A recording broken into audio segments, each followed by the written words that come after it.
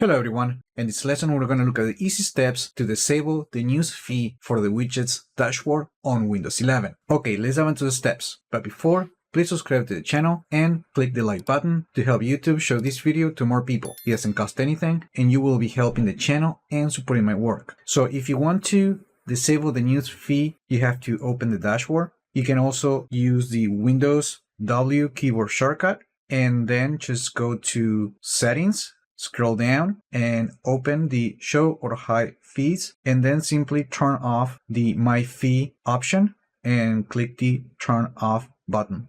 And the next time that you open the widgets dashboard, you're only going to see your widgets. Microsoft is also preparing an update that will include a left navigation pane on the dashboard that allows you to switch between your widgets and your news feed. And with this new design, the steps to disable the news feed is a little bit different. To begin with, the option to open the settings will be located at the bottom left, and the page that you need to go is this one right here. And then just turn off the My Feed option. And the next time that you open the widgets dashboard, you're only going to see your widgets. And that is all there is to it. Remember to like the video, leave your comments, subscribe to the channel if you haven't done that yet, and I just hope this video was informative for you, and I would like to thank you for viewing.